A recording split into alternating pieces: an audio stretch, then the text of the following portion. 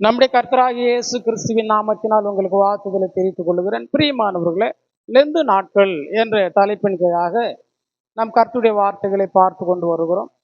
ஏற்கனவே பார்த்தது போல மோசே 2 முறை 40 நாள் இரவும் பகலும் அப்பம் பிசியாமலும் தண்ணீர் குடியாமலும் இருந்தார். யாத்திராகம் புத்தகத்தில் நாம் பார்த்தோம்.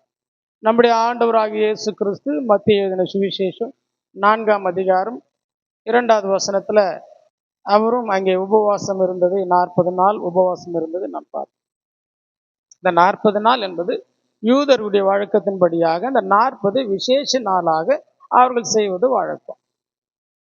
எதற்கெடுத்தாலும் 40 என்று அவர்கள் அதை கடைபிடித்து கொண்டு வந்தார்கள். உதாரணத்துக்கு பார்க்கும்போது தேவனும் அதை அனுமதித்திருந்தார். அவருடைய வாழ்க்கையில 40 நாள் நோவாவின் காலத்துல மழை பெய்யும் சொன்னார்.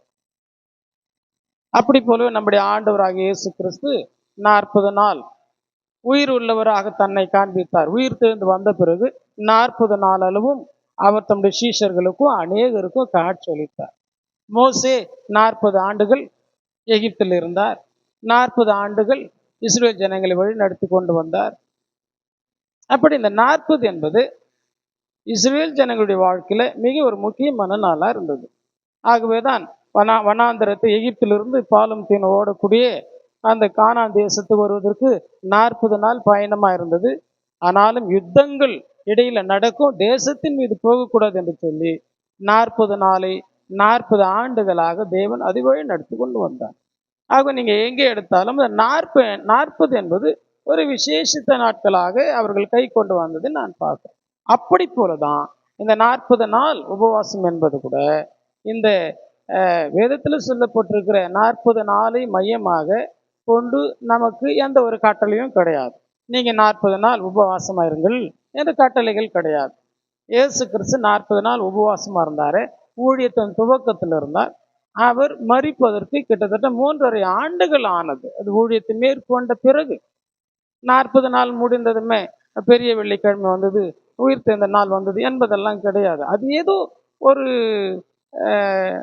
பிரிவினை சபையார் அதை ஒரு மையமாக காண்பித்து ஜனங்களுக்கு இப்படி ஒரு தெய்வ பக்தியை கொண்டு வரலாம் என்று சொல்லி அவர்களுடைய கற்பனைகளை கொண்டு தெய்வ பக்தியை உண்டாக்க வேண்டும் என்று அவர்கள் முயற்சிக்கிறார்கள். அது வீணான ஒரு காரியம்.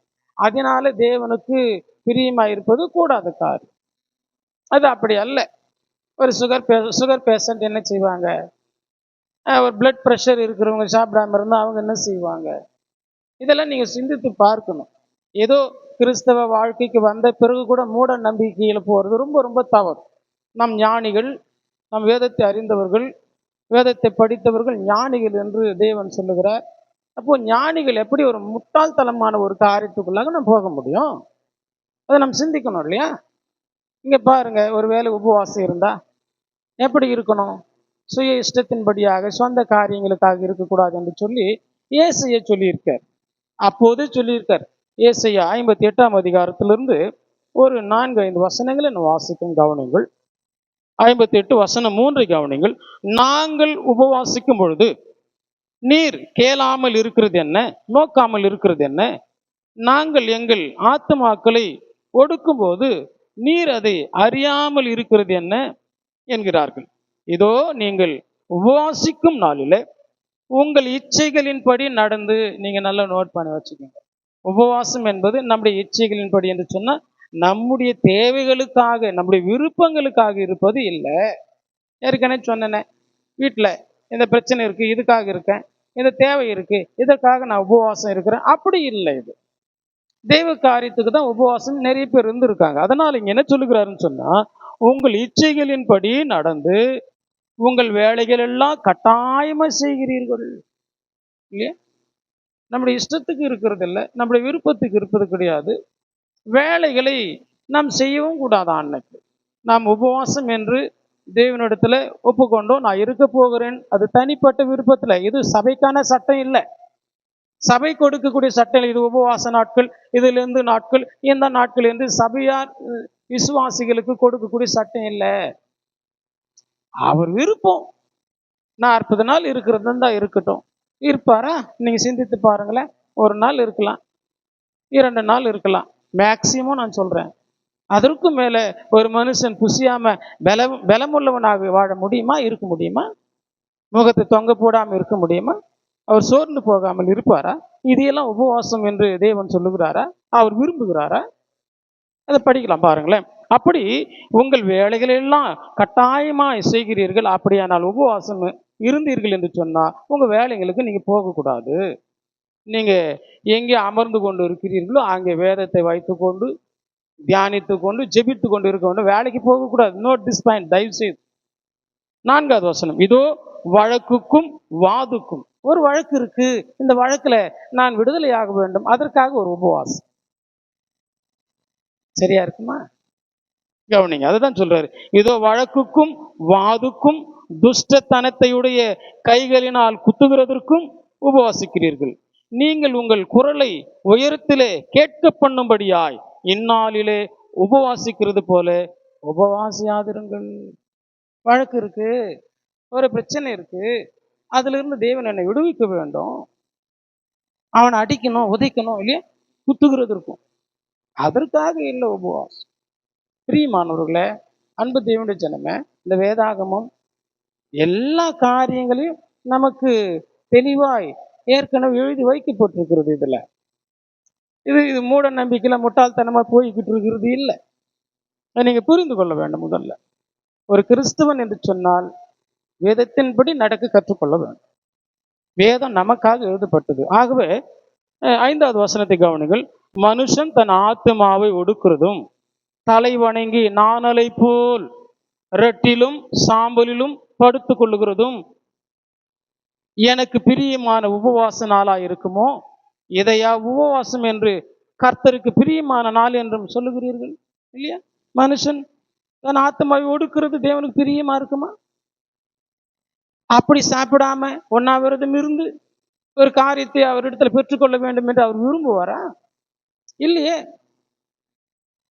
ஒடுங்கி போறது அவருடைய விருப்பம் இல்லை. நம்ம மகிழ்ச்சியா இருக்க வேண்டும், சந்தோஷமா இருக்க வேண்டும். போராட்டம் பண்ணி ஒரு காரியத்தை தேவனிடத்திலிருந்து பெற வேண்டும் என்பது கிடையாது. என்னது தேவை என்று சொல்லி தேவன் முன்கூட்டியே அதை அறிந்திருக்கிறார். அவருடைய சித்தத்தின்படி எல்லாம் நமக்கு நடக்கும். நீங்க போராட்டம் பண்ண வேண்டிய அவசியம் இல்லை. ஆகவே அதை புரிந்து கொண்டு 6வது வசனத்தை கவனிங்கள். உபவாசம் என்று சொன்னால் என்ன என்பது இந்த 6வது வசனம் சொல்றார் பாருங்க. அக்கிரமத்தின் கட்டுகளை அவிழ்க்கிறதும் நுகத்தடியின் பிணையல்களை நெகிழ்கிறதும் நெருக்கப்பட்டு இருக்கிறவர்களை விடுதலை ஆக்குகிறதும் சகல நுகத்தடியையும் உடைத்து போடுகிறதும், இல்லையா? ஒரு பிரச்சனையில் இருந்தா அவர்களுக்கு உங்களால் முடிந்த அளவுக்கு உதவி செய்யுங்கள். அப்படி உதவி செய்தால் எனக்காக நீங்கள் உபவாசம் இருந்ததாக நான் ஏற்றுக்கொள்ளுகிறேன் என்று சொல்றார். உபவாசம் இருக்க வேண்டாம். அந்த உபவாசம் இருப்பதற்கு பதிலாக மற்றவர்களுக்கு அவருடைய இடுக்கண்களில உதவி செய்யுங்கள், அது நல்லது என்று சொல்றார். கவனிங்க 7, பசி உள்ளவனுக்கு உன் ஆகாரத்தை பகிர்ந்து கொடுக்கிறதும். உபவாசம் இருக்கிறோன்னு சொன்னா 3 வேளை சாப்பிட்றோமே, 3 வேளைக்கும் நான் சாப்பிட மாட்டேன் அப்படின்னு சொன்னா ஒரு வேலைக்கு 50 ரூபான்னா கூட 150 ரூபாய்க்கு ஒரு நாளைக்கு யாருக்காவது உதவி செஞ்சுருக்கீங்களா? யார் கையில கொடுத்துருக்கீங்களா? நீங்கள் தான் சாப்பிடலையே, அந்த சாப்பாட்டுக்கான கிரையும் மற்றவர்கள் கொடுத்துருக்கிறீங்களா? பசி உள்ளவர்கள் கொடுத்துருக்கீங்களா? இல்லையே. அப்படின்னா 40 நாள் நீங்கள் எத்தனை வேலை சாப்பிடாம இருப்பீங்க? அத்தனை நாளுக்கான பணம் எத்தனை ஏழைகளுக்கு கொடுத்துருக்கிறீங்க? நம்ம எத்தனை ஏழைகளுக்கு கொடுக்குறோம்? அதை சற்று சிந்திக்கணும். நீங்க அதை பாருங்க. பசி உள்ளவனுக்கு உன் ஆகாரத்தை பகிர்ந்து கொடுக்கிறதும் துரத்துண்ட சிறுமையானவர்களை வீட்டிலே சேர்த்து கொள்ளுகிறதும் வஸ்திரம் இல்லாதவனை கண்டால் அவனுக்கு வஸ்திரம் கொடுக்கிறதும் உன் மாம்சமானவனுக்கு உன்னை ஒழிக்காமலும் இருக்கிறதும் அல்லவோ எனக்கு உகந்த உபவாசம். என்ன காரியம் சொல்றாரு? பசி உள்ளவனுக்கு ஆகாரத்தை கொடுக்க வேண்டும். யாராவது உங்களை தேடி வந்துட்டா அவங்களுக்கு ஆகாரம் கொடுக்க வேண்டும்.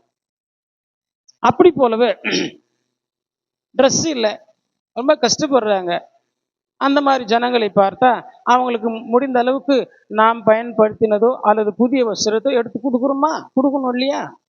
அதுதானே உபவாசமாக தேவன் எண்ணுகிறார். இன்னொரு காரியம் சொல்றார், உன் மாம்சமானவனுக்கு உன்னை ஒழித்து கொள்ளாமலும். அப்படின்னா என்ன அர்த்தம்? உன்னுடைய சகோதரனோ சகோதரியோ வறுமையில் இருந்தா அவங்கள விசாரிங்க. அது எனக்கு பிரியமான உபவாசம்னு சொல்ல. நீங்க நல்லா சாப்பிடுவீங்க, ரொம்ப வசதியா இருப்பீங்க. உன்னுடைய அண்ணனோ தம்பியோ ரொம்ப தரித்திரராக கூட இருப்பாங்க, ஏழைகளா இருப்பாங்க. அவங்கள நீங்க கண்ணோக்கி பார்க்கவே மாட்டீங்க. அவங்களுக்கு கொடுக்கறது இல்லை.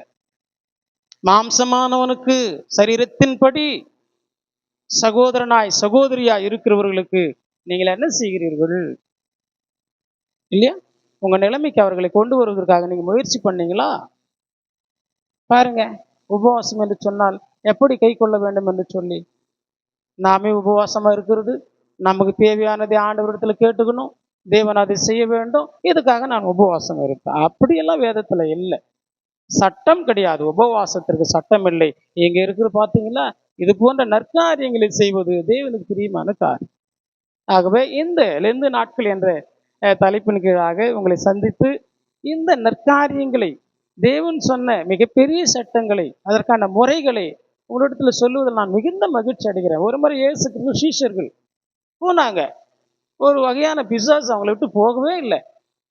இயேசு கிறிஸ்து சொன்னாருங்க, இந்த வகையான பிசாசு, இந்த ஜாதியான பிசாசு உபவாசத்தினாலும் ஜபத்தினாலும் போகும் என்று சொன்னார். அங்க ஏன் சொன்னாரு? அடுத்தவனுக்கு விடுதலை செய்யும்படியாக, அவனுடைய பிரயோஜனத்துக்காக நீங்கள் உபவாசித்து போயிட்டு ஜெபம் பண்ணுங்க. இதுக்கு 40 நாள் உபவாசித்து அவனுக்கு போய் ஜெபம் பண்ணுவோமா? ஒரு வேளை 2 வேளை உபவாசித்து அவனுக்கு ஜெபம் பண்ணலாம் இல்லையா? நல்லா சிந்தித்து பாருங்க. மத்தேயு 6ஆம் அதிகாரம் 17, 18 கூட, நீயோ உபவாசமா இருக்கும்போது உன் முகத்தை தொங்க போட்டுக்காத, போய் முகத்தை கழுவு, எண்ணெய் பூசு, மகிழ்ச்சியாயிரு. நீயோ என்று சொன்னா நீ இருப்பதா இருந்தாலும் அர்த்தம். அது இயேசு கிறிஸ்துவின் கட்டளை அல்ல. இந்த பழைய ஏற்பாட்டு ஜனங்களை பார்த்து அவர் சொல்லிட்டு இருக்கிறார். அவர்கள் மாயமாக தங்களை ஜனங்களுக்கு பிரபலமாக்கி கொண்டு தன்னை உயர்ந்தவர்கள் என்று சொல்லி கொண்டதுனால உன்னுடைய உபவாசம் வீணானது என்று சொல்றார் அங்க. ஆகவே இந்த அற்புதமான வேளையில் அநேக காரியங்களை சொல்லும்படியாக தேவன் கிருபை செய்தார். கேட்ட உங்களை தேவன் தாமே ஆசீர்வதிப்பாராக. சிந்தியுங்கள். வரக்கூடிய நாட்களில் இது போன்ற ஒரு தவறான ஒரு மனநிலையில் இருந்தீர்கள் சொன்னால் நீங்கள் சீர்படுங்கள். தேவன் உங்களை நிச்சயமாக ஆசீர்வதிக்கவே ஆசீர்வதிப்பார்.